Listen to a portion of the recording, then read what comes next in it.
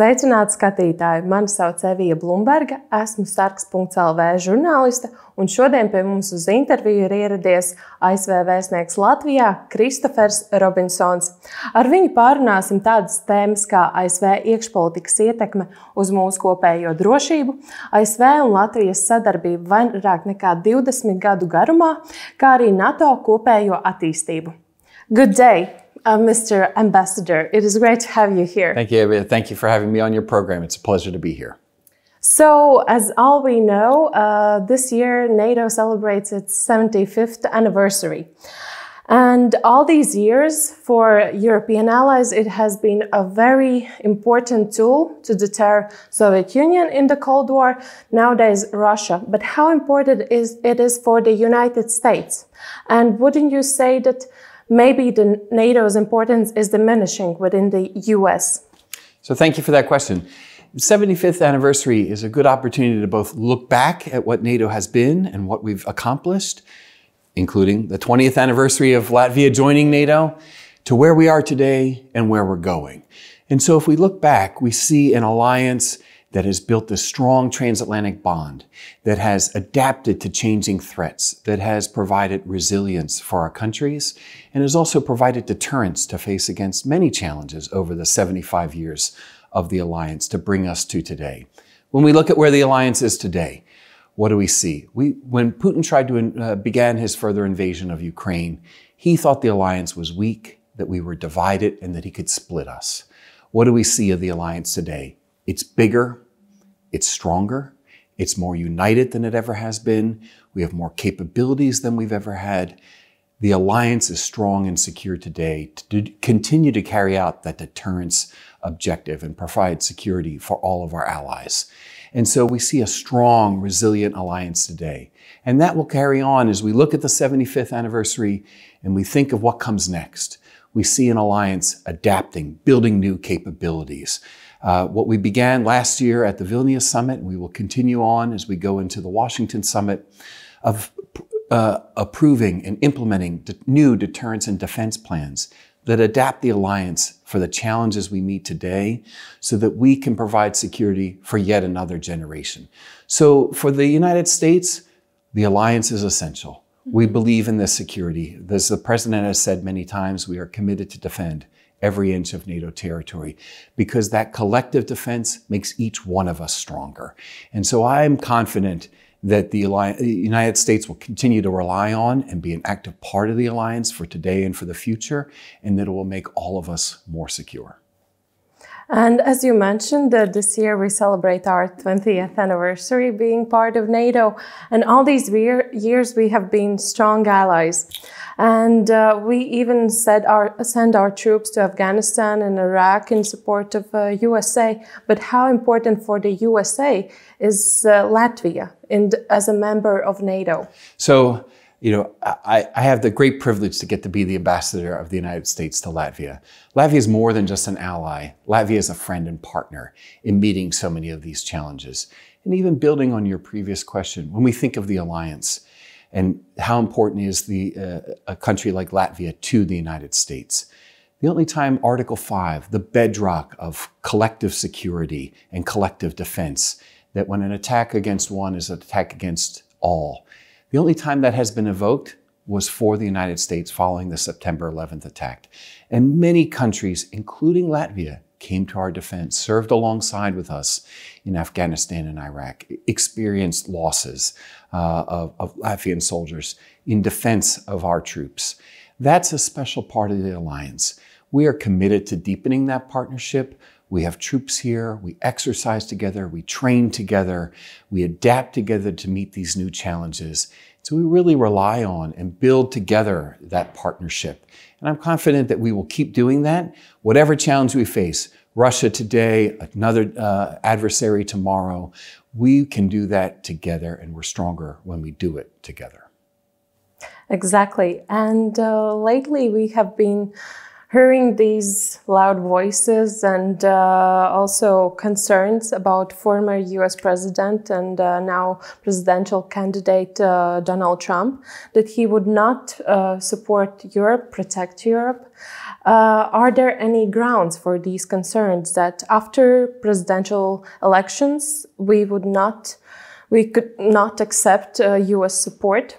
So I appreciate the very intense interest in the US presidential elections. And I think, to me, as the US ambassador, I think that says a lot about the value and the importance that Latvians place on our bilateral relationship and what the United States means for Latvians.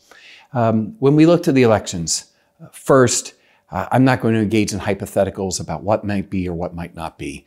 Latvia has great political scientists who can look into those hypotheticals and give you an analysis. Second, we have very strict laws on and rules on commenting on domestic politics as a public servant. Those rules make our democracy stronger, and I believe very much in upholding those principles.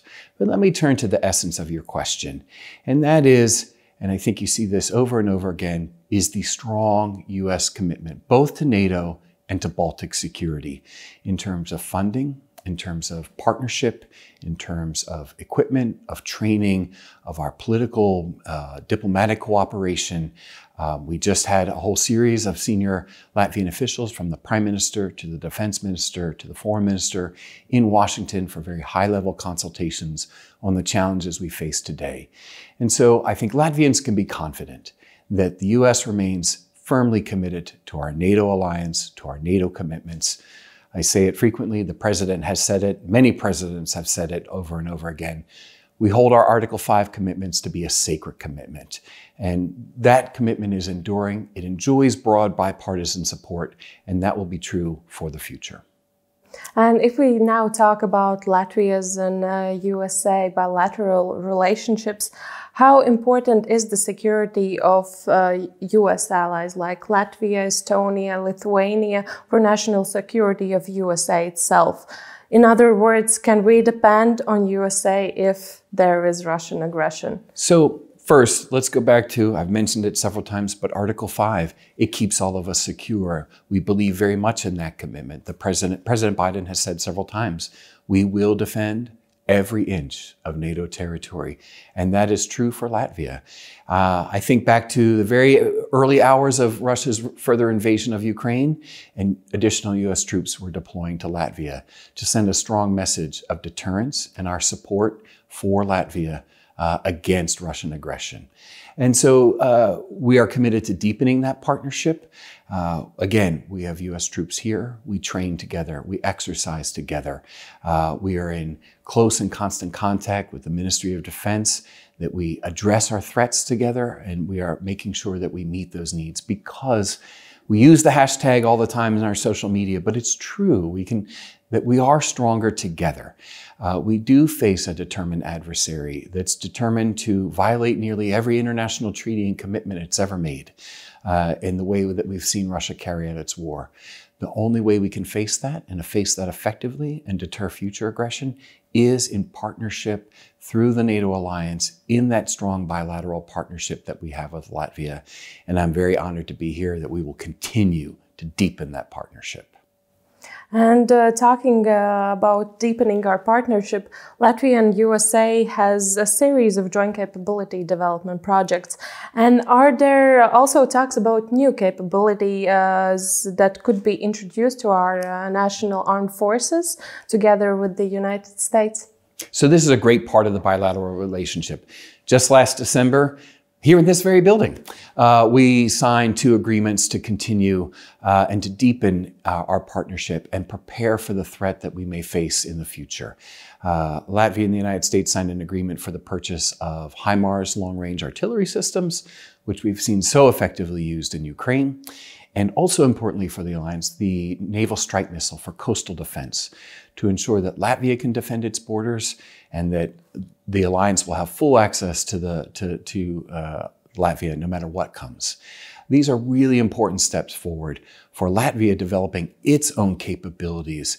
Latvia not being a consumer, if you will, of security, but a provider of security in the broader alliance. I think that's an important step forward and a really key signal for Latvia's growth as a NATO member and in this bilateral partnership.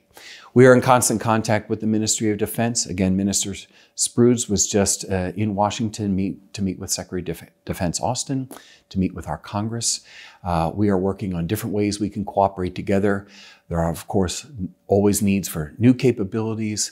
Latvia is developing the new Celia training base, which provides one opportunity. We have the Baltic Defense Line that may provide additional opportunities for bilateral cooperation. We work together to help provide border security, to defend literally every inch of NATO's borders, including Latvia's borders. And so these are just some small examples of what we're doing together and what we can do together. And so that dialogue will continue on, and whatever needs Latvia may have, they can count on that U.S. partnership. When Russia started its aggressive war against Ukraine, NATO has to rapidly increase its capabilities. And what do you think are the main challenges for the alliance now, like defense funding, arms supply, or personnel? And how do you think we can solve these issues? In some ways, we have to do everything all at once. I think we are all learning lessons from Russia's war against Ukraine, of how much ammunition we can go through in a day and the great demands that we've seen on that. Coming out of COVID-19 and the global supply chain challenges and ramping up defense production, we've seen some of the delays and challenges that we face together across the alliance in stepping up production. So we are working hard at that on both sides of the Atlantic, if you will, to ramp up our production, to focus on being prepared to meet those needs for the future. NATO has a defense production plan to help facilitate that and increase that. Latvia has created its own defense corporation as a component of those steps to help increase production and to increase defense capabilities. In many ways, we need to do all of those at once. We need to increase funding so that the resources are there to put into the production stream so that we can increase. We do need to put more into our artillery and ammunition production. We see the urgent need for that. And of course, we also need to invest in personnel. Again, another great example of Latvian leadership with National Military Service, of taking steps today to be prepared to have the soldiers we need for tomorrow in terms of training and equipment.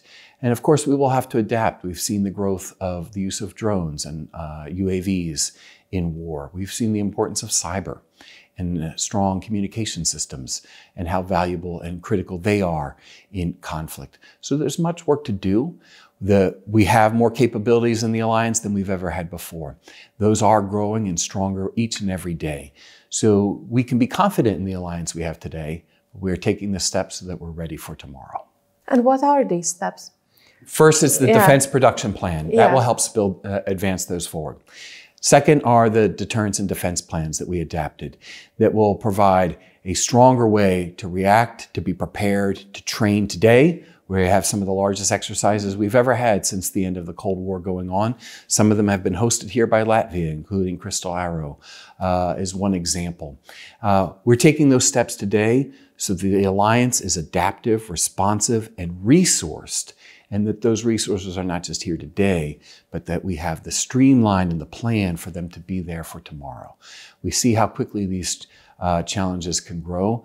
We've seen how challenges around the world can impact our readiness, whether from the South China Sea to the Red Sea. Those have regional impact here in Europe, even though they feel like they're happening around the world. That's why the alliance is so strong, because we work to meet those challenges and adapt to meet them together. So we will continue that process as we go into the Washington summit, and I'm sure that effort will make us even stronger. Thank you very much, Ambassador, for this interview. Thank you. It's a real pleasure. Thank you.